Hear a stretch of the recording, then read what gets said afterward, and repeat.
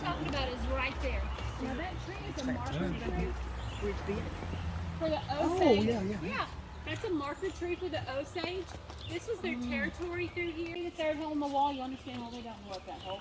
But this particular cave is called Fielding Cave, and it was used by the locals, the Wills family and others, here at Catherine's family and others, as a food storage place. Above the waterbed, it was a constant temperature of about 60 degrees, so it's perfect for storing dry goods, but in the crates, they put what's called a spring box. A spring box is basically a wooden crate. They put things like pottery in it with milk and butter and eggs, stuff that we put in our refrigerator nowadays. And then Miss Harriet, the little girl in the tree, it was her daily chore to come down here to this cave to go to the spring box. Now those girls lived a mile and a half away, so every time she got sent down here, she had to walk a mile and a half and walk a mile and a half back. But she was 4 years old when she took over that chore for the family. Can you imagine doing that with our girls now? Sending them 3 miles round trip to go to the refrigerator. It wouldn't happen. Times were different. But that is what those spring boxes would have looked like. And we still have one of the originals right here. You see the 3 wooden slats. That was the base of that spring box. So it would have been a wooden crate on top of it. And they would have used it as basically an old-fashioned refrigerator. And y'all can come up front. There's plenty of room up here for you if you can't see behind. But originally, there was 2 of them here. In 2012, when we were doing the excavation, Kevin removed the other one, and it literally just disintegrated. It fell apart in his hands. So he left this one be. But at one time, there would have been spring box going back to just about right in there, just spring box after spring box after spring box, lining the cave here where people were just using it for natural refrigeration for their food. Now, if you look, we have some visitors. You can see there's a little line there. So there's 1, 2, 3, there's some there, 4, 5, 6. There's one tucked right there. Those are salamanders. Looks like little worms with legs. Those are grottos. But we also have western slimies, and we have the common cave salamander. So they're orange and black. But it is a very vibrant environment that we have. We have lots of critters that call the caves home. Sometimes we have bristly cave crayfish, we have the common cave like the other salamanders I mentioned. We also have in the valley turkeys and all kinds of things, deer and all kinds of things. Now if we were able to go back in the back part of the cave, and we do this on the wild tour, we'll step back and head back to about another 50 feet or so. The cave itself is only 75 feet long, so it does like a horseshoe shape here, and the other end of the horseshoe ends up underneath the gift shop. And around the bend here, there are 2 bear beds. Now the reason why we don't go back there right now, we do on the wild tour, is because it turns to a clay bottom and the ceiling drops to be about 3.5 feet tall. So you have to have hard hats and the proper gear to go back there. But those 2 bear beds, this goes back thousands of years to the last of the ice ages. One of them is about 3 feet in diameter, the other one's about 8 feet in diameter. We believe that it was a short-faced bear that was here. Now, this would have been during the time when we had mastodons in the area. We also had an animal that was like a saber-toothed tiger, but it was smaller, like a bobcat. We had that here, and then we had the short-faced bear. And the short-face had a snout kind of like a German shepherd. Now, when they were on their back hindquarters, they were about 12 to 14 feet tall. So they're very large animals. And when they were on just all 4 of their feet, paws walking through the forest, they were 6 feet tall. So how tall are you? 6'2". 6'2". So you were about how tall that bear was. And they were 10 feet long on average. So huge animals. And we know that this was their territory based on the size of that bed and other things. We found knuckles off of a short-faced bear here on property. 10 miles as the crow flies, so 10 miles west of here, there's a cave where they've actually found claw marks 16 feet high inside that cave, going back to when these large animals roamed free here. Now, this particular bed of dirt tells part of our story too. In 2012, when Kevin was doing the excavation, before digging into anything, he called the State University, sent pictures here, and originally this dirt pile extended closer to the edge of the sidewalk there. And so he's talking to paleontologists, archaeologists, and anthropologists, and he asked if did they think anything was here, and they said no. Excuse me, what they thought had happened is stuff. Now this is really a scientific hypothesis, okay guys, these are professionals. What they told us is stuff washed in through that hole and just layered up. Okay, so it turns out they were wrong. So Kevin was going through and started excavating, but he was going softly and gently to make sure not to disturb anything. And when he got to the soft soil, he started finding things like deer bones that were snapped at a unnatural break, but you see markings in it would have been used for food. He found some broken pieces of pottery that were ancient, not the modern stuff, ancient pieces of pottery. He found some arrowheads, spear points, and things like that. And then he started to notice these black chunks through here. Now, this one is not one, that's actually a salamander hole. But you can see there's some black chunks there, right here, through here some. There's some tucked in there. And then oh, bless you, and there's some right here. And then you notice these 3 black lines start to emerge. There's 1, 2, and the third one's down here, 3. So he called that university, had them come down with their professors and observe and look at these items. And they said, well, you have an ancient kitchen. Basically, they were here preparing their food. Kevin had been playing in the trash can, so this was their trash pile. And the black chunks are all charcoal chunks that they'd used to heat their fire rings. And so he always jokes he found the first house in the subdivision. It is considered an active archaeological dig site now, so we don't disturb anything. Also, we don't know if we'll finish it either. It gets into the structural integrity of the cave and different things like that. So we do know that there's probably stuff left. I will tell you the things that have been found are either under lock and key in the safe, or like the arrowheads, they are on display. The ones that's underneath the 4 years ago, we found the mini ball that he held up, the little bullet. That was found in the cave here. So, kind of wonder, it seems to be every couple of years we find something. Kind of wonder what's going to be found this year. So, and I do a lot of walking and talking from this point, but this is Henry Rowe Schoolcraft. Henry Rowe Schoolcraft was an explorer that was here winter of 1818. I know the first video you watched mentioned him.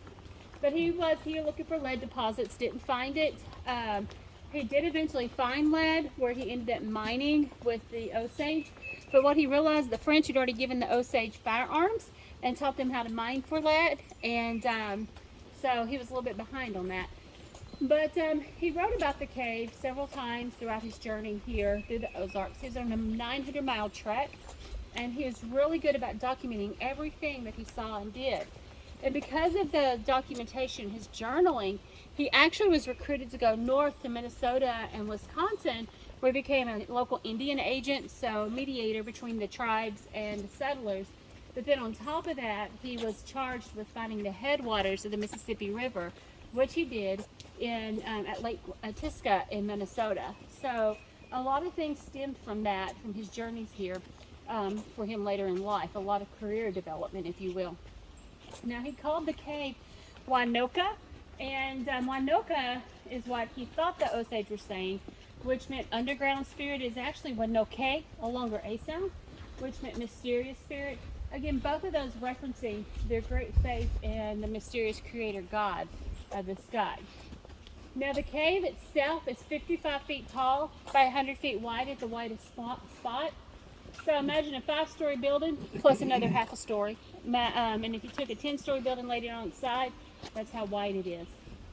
Now, I promised you 3 caves on property, and this hole in the wall we're going to pass is technically a cave. According to the National Geological Society, a cave only has to be at least 10 feet deep to be considered a cave. This cave is 15 feet, so it's a cave and a half. And when I tell you the name of the cave, I promise you it's not just a bad joke. The name of the cave is Disappointment Cave. Because when you look at this hole and compare it to the hole behind me, it's disappointing as far as caves are concerned.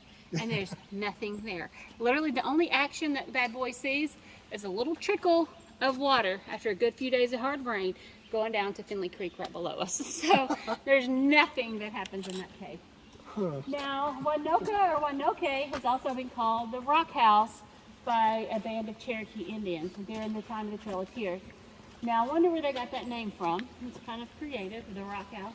But it was given that name by a family that was, by a group that was led by William Stacy. Now, William Stacy was a Scottish-Irish American. His bride, Rebecca, she was a Cherokee medicine woman. And so that's why he was on that trail. Well, they had a little boy named Silas Scruggs Stacy. Silas was about 7 years old when they lived here. William was building their homestead nearby, and during that time they camped here in the cave. And Silas was being taken into the valley by his mother, the medicine woman, and being taught how to live off the land, how to use the plants for their medicinal products. And eventually, when he grew up, he went to med school, became a doctor. After that, he came back home. He enlisted in the Union Army as a doctor. and served during that time frame. But after that, he came back home again. He always made his way back to the Ozark. Came back home again, and he established a practice nearby, just south of the Arkansas border, and or south of the Missouri border in Arkansas. And he was known as always the local Indian doctor, because he would use the modern medicines with the ancient practices of his people to approach medicine from a holistic approach. Are you guys familiar with Dog Patch USA, where it's at? The old cabin that's there at Dog Patch USA was actually Dr. Stacy's cabin. That's where his practice was at, yeah. So Dog Patch USA is an old amusement park that's just right across the border in Arkansas, but the locals usually know it when I say that. But That's great. if you fast forward through the years, of course, you can see a campsite set up. And the video mentioned that we had some spies that lived in our cave. Well, the most notorious of those spies was a guy named John Brazil. John Brazil would show up on weekends, camp out, and wait until Monday mornings. Now, during the weekends, he would interact with whoever came to the cave. He would always have the fire going with stew or porridge or something going to eat. And then he would help the people as they came to draw water or whatever. Always friendly and interactive. But the whole time he'd ask questions and glean information. But he would wait until Monday. Now, Monday became wash day. Do you have a washing machine and dryer at home? You don't have to go to the stream to do your laundry? You have to go to the stream to do your laundry? No? Okay, well, that's a good thing. It's hard work to have to do it in the stream bed. Well, those women would come here to do their laundry in the creek. And as they're doing their laundry, oh, Siri, I don't want your input. As they were doing their laundry, they would start chit-chatting and visiting and sharing letters from the war front, or maybe they got a telegram, somebody got promoted, or maybe somebody passed away, they all knew. And he would sit there, take in all that information, ask them questions, acted like he was interested in their daily lives the whole time he was betraying their trust. So he was following and doing what he was told to do. He was a soldier after all. But let's just say he kept that behavior up after the war, and the locals didn't find it funny anymore. After that, let's say, was fast forward again to Harriet and Catherine's time frame, the settler, the pioneer years. Miss Catherine, the older of the two sisters, the one that lived to be 105, some of her fondest memories were coming here with her dad when she was just a little bitty girl, as young as 4 and 5 years old. She remembers this. And they'd come walking down this footpath, which, interesting, is the same footpath the soldiers took, the same footpath the natives took. On the old black and white pictures, you can see where it's all beat down and worn down. And then they'd cross over. Our logo is actually based on a picture, old black and white picture from the picnic days. They would cross over and go across to the other side, and they would lay quilts out. And Miss Catherine said that by the time all the quilts were laid out, it looked like a huge patchwork quilt with all the colors and the patterns. And they'd have a picnic, a lunch, usually like fried chicken and the good stuff, play in the creek. But it just shows that it was a place of community, a place people would come to interact and just live their daily life. So when Joseph Bolgers showed up and stopped all of that and took their history and started twisting it to the point of lies, you could understand why the locals just did not appreciate that very much. And they didn't support the business. Now, as we head back, Mr. Bolger died in a mysterious plane crash, quote unquote mysterious. He was a attorney for the mob. You can connect the dots. How mysterious it was? I don't think it was mysterious at all. But after he died, his family walked away, stopped paying taxes, and the land fell into disrepair. Eventually, it was auctioned off for pennies on the dollar just to pay the back taxes. And some locals, the Harrell and Bradley family, bought the property and took over real cheap. But then they didn't necessarily want to own the property, they just wanted to make sure it's being used. And so they resold the property. You ready for this? It's quite the steal. 1979, so it was the year I was born. They resold it for a whole $10 bill. So 29 acres for $10. And then they took it and turned it into Sunrise Bible Camp. Of course, that's not S-U-N, like the big star in the sky that keeps us all lit up and warm. That's S-O-N, Son of God, Jesus Christ. On their dedication day, they said, by him all things are created, Genesis 1. But remembering the worship of the Osage to the great mysterious creator God, Wakanda is what they call him, or Wanoke, the mysterious creator. But if you look at that and see that connection to faith there, and the connection to faith with the churches coming for fellowship on Sunday at the picnics, but even the church camp years, but even the faith of the owners and most of us staff here, there's always been a legacy of faith here at the cave. We can't share our story without sharing that element. But it's really interesting that they reference that great creator in their dedication day, the same creator that the Osage worshipped at their prayer to the tree. Now, as we head in, of course, Start to see some of the geology of the cave. Above us are stalactites. You expect to see those in the cave. Stalactites start off as one little ringlet, a drop of water. The water starts to harden and it forms a hollow tube called a soda straw. You could drink out of a soda straw if you wanted to. And eventually though, that water running down the middle will harden from all the mineral deposits. And the water will go from running down the middle to running on the outside. And when that happens, that's when a stalactite starts to form. Now typically underneath a stalactite, you expect to see a stalagmite growing up. We won't have stalagmites grow up here because for a stalagmite to grow, it requires a constant drip, drip, drip, and a still environment. This isn't very still. It's a very active cave. We have water flowing through the cave 9 to 10 months out of the year from our 8 sinkholes. So the more rain we get, the more water we have. More personally, I've been here 5 years. I've seen the water lapping at the sidewalk underneath us, running wall to wall, and about halfway up the valley. So it gets really deep. Now that's not very constantly still, if you ask my opinion. And so the baby stalactites, they wash downriver before they get a chance for that mineralization, that hardening to occur to grow into stalagmites. Now we are stream determined, like I mentioned. We have 8 sinkholes that flow into our cave, but also we have this bedding plane. So that water washing in, it begins to eat away at the soft limestone layers. But the water, well, there's my kitty cat, or my mouse. It's my daughter's toy for her cat. The water flows through the bedding plane and it begins to dissolve away that soft layer. The best way I can explain it is if you draw a picture on the ground with sidewalk chalk, rain comes, what happens to your beautiful artwork? It washes away. Same concept. Water flows through, it's carrying carbonic acid, which is dead and decaying matter mixed with water, it becomes that soft acid. It begins to dissolve away that soft limestone layer. But it's also carrying sand and silt and other debris, begins to grind away on that soft limestone like sandpaper and wood together. So mechanical action, chemical reaction, mechanical action causing the cave to develop. And then the water flowing through at a rapid flow rate at times, it just carves out that cave. Now right here, this is flowstone. Flowstone is different from dripstone.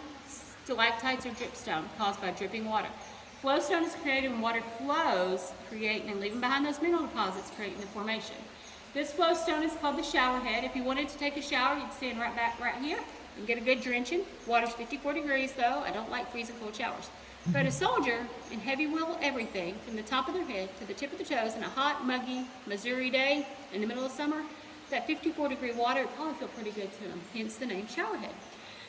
Right here, this is flowstone as well, but it's called cave drapery because instead of running completely vertical, it runs at an angle and it develops to look like curtains, like somebody hung some curtains, open them up, and you can look outside to the window.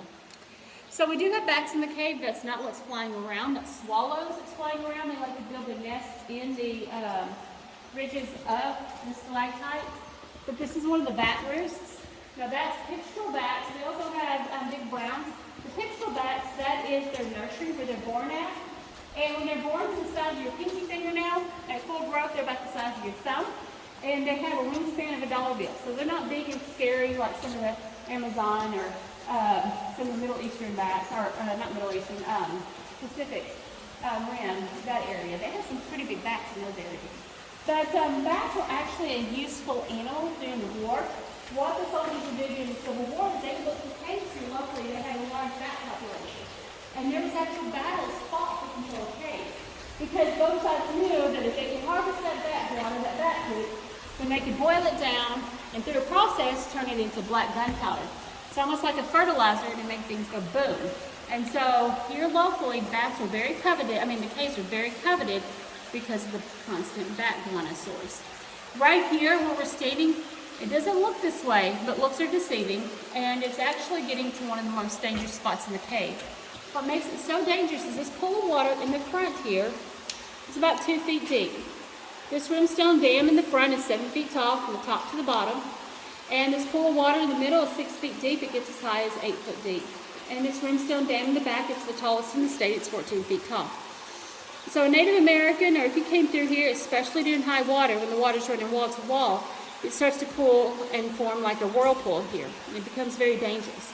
So instead what the natives would do is they'd come in, hug the right side of the wall, and go and up and over, forming the Indian ladder formation, as we call it, the Indian ladder. And the reason why we call it that is if you look, hold on, let me get, there we go.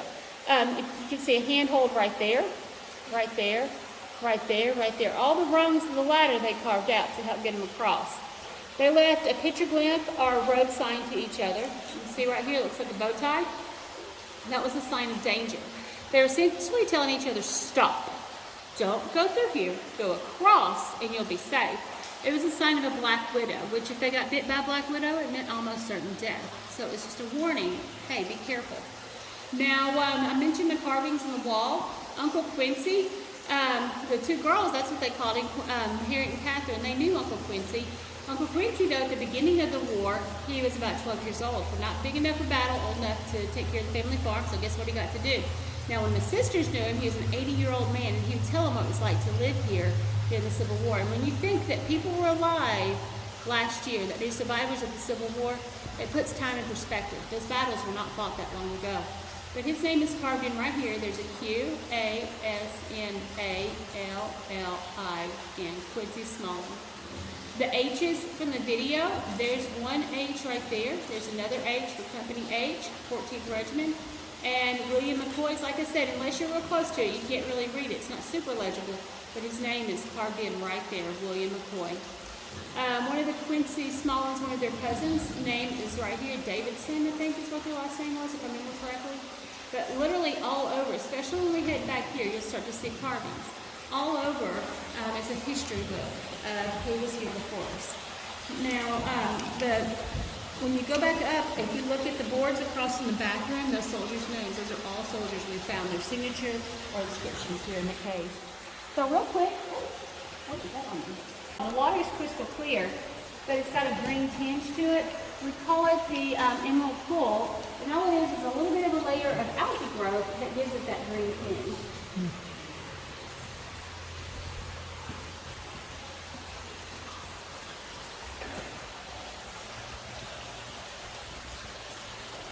So again, like I said, looks are deceiving. You can see now how tall that limestone dam is, how deep the water is.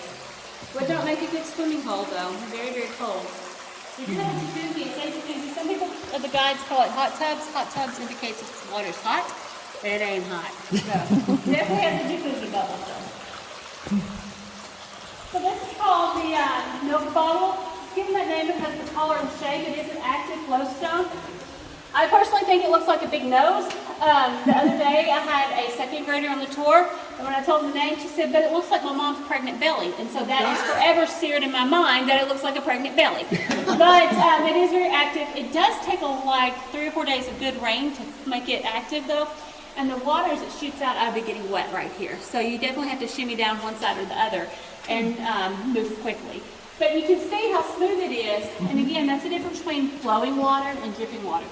The flowing water, the mineralization gets rubbed down and smoothed out. On the back side, it's all part of the same formation, but different effect.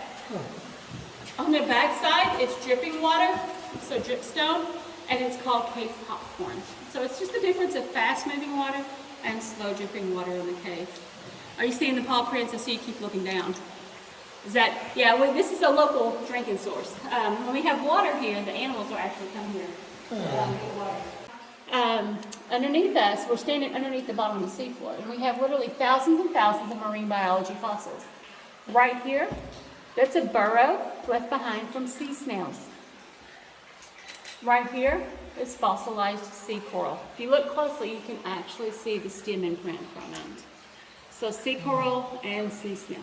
Now, the sea snail looked just like a regular garden snail, nothing fancy, except it just lived in the bottom of the ocean rather than on ground. Shark tooth. What kind of shark? Not sure. We've actually taken molds of it and sent it out to the Smithsonian and some other museums. But there's that shark tooth, that's a fish bone. After so long, if the species goes unidentified, Kevin will get to name it since he's the one that found it. Usually called the Ozark cave shark.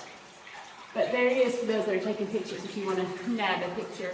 Looks like a triangle just sticking down. You able to see it in the back? Yeah. Over here, we've actually done studies on them. We have a, oh, here's one right we have a biologist that will come down and do counts, population counts and everything. But you can see one right there. And that is a bristly cave crayfish. Now, they're called bristly cave. They're actually blind, and they're only found in caves. And they have bristles all over their body, and that's how they feel temperature changes, vibrations, and things like that in the water. And that's how they fish or find their food. It's right there. But like I said, they're rare. They're not endangered. They're found in 50 caves worldwide. And it's really cool because you can tell when they've eaten. They are translucent, and so they're clear. But you can tell when they've had a recent meal because the backside, like this one, you can see it's kind of brown and gets darker. That's their digestive tract. So he's had food lately. He's eaten a good meal. The coloration is very similar to that of the cave, and we believe that most of those arrowheads that we have found through the years probably came from the cave. But you can see right here real closely, you can see those chisel marks where it just broke down and removed right through here. Now right here, this is that fountain pool. This is the pool of water that never runs dry. This is one of the reasons why people would come into the cave, because it's a constant water source, no matter what time of year. And what makes it constantly wet is that the fact that it's a solid rock bottom, not rock bottom like you're at the end of your rope, but solid rock bottom here in this pool of water. On the Civil War maps, the cave was actually called the Fountain Cave because they could always find fresh water for themselves and their animals. Now, right now, we're a quarter of a mile back. The cave goes, it's been mapped in 1958 for a full mile. Right here, we begin the wild tour. We slip off the pavement, trudge through the water, climb up, and head back to the half-mile mark, though. Now, once you get to the half-mile mark, the cave doesn't end, but that journey for you stops. To get to the next series of rooms, you have to army crawl on your belly for an hour and 45 minutes in a 2-foot by 2-foot crawl space. And so most people say it ain't going to happen, and Kevin does not let people go back because there's been a couple of experiences with some of the tour guides that started back and just couldn't complete it. It's truly a mind over matter thing at that point. You just have to keep going through because there's no way to turn around. But once you get back to that, and we're to the end of that, where the series of rooms opens up, it's truly parts of the cave that's never been fully mapped. In October, Kevin was back there. We restarted the mapping expedition. And beforehand, it was just mapped for a mile, but there was a lot of question marks all over the map. Where does this passageway? They don't know. They didn't map it. So anyways, we restarted the mapping expedition last October. And the first time out, Kevin went into a tunnel, and it opened up, and it was about a half mile, a new cave that had never been seen before. And it actually had an opening there, and in that cave, a new opening. It's about the size of a large pizza, is the best way I can explain, about 18 inches. And around all of that opening, there's paw prints all over the place. On the way out, I'll show you where he thinks that tunnel goes. That it connects with another tunnel that had a question mark on it, and we believe that possibly those two connect. So what's back there? Still the unknown, still the great unknown. We will hopefully find out in the next year, though. Believe the cave could possibly be up to 5 miles long because there's a sinkhole that's 5 miles away that feeds directly into the cave. So could be 5 miles, still not sure. Now, right here past this ridge, everything goes back natural. There's no more chert that's been carved out. There's no more cave carvings, petroglyphs, signatures, anything like that. We believe the reason for that is we're in the natural twilight line right here where there's no more natural sunlight. I am going to turn the lights off. Those with cameras, I'm going to ask you to turn them off for just a second so we get the full effect. His eye, his nose, his smile, his chin. Kind of looks like Smokey the Bear there. And so he dropped his light and he had to feel his way out. And he told his family, don't go back there. There's a bear that lives back in the cave. But just past that bear, that's where everything goes back to its natural state. And so they knew it was dangerous. They weren't dummies. But I always tell the kids, we have a hard-headed bear that lives in the back of the cave, and I always kind of, bear in the back of the cave, is it safe, you know? He's fine. He doesn't listen very well, but he's okay. It's a hard-headed bear. Now going back to the idea of an ocean above us, my flashlights are not going to incorporate. They're like, it's the end of the day, lady. What are you still doing out here? There we go. So this is a brachiopod, or a fossilized clam. Let's see. The pieces right here, it kind of looks like it's a sea. It's not fully exposed. But that is horned coral. It looked like a unicorn horn growing from the ocean floor. Right here, these pieces that look like nuts and bolts and screws. The screw part was the backbone of an animal called a crinoid. If you've ever heard of a sea lily, it's referring to this animal, not a plant. But they had, their spinal column was very similar to our human backbone. It had the inside column right there, that was the screw-looking part. And then the outside, the pieces that look like nuts and bolts and Cheerios, that was the outside protective layer. And then the top, their head was actually tentacles that was on top of that body stem. It looked like a upside down jellyfish. There's a full crinoid right there though. You can see the body column or body stem and then the tentacle head right there. But it's called a crinoid. They are Missouri State fossil because they are found everywhere. While you're visiting with us, if you do any hiking, make sure to look for the crinoids. I promise you're going to find some.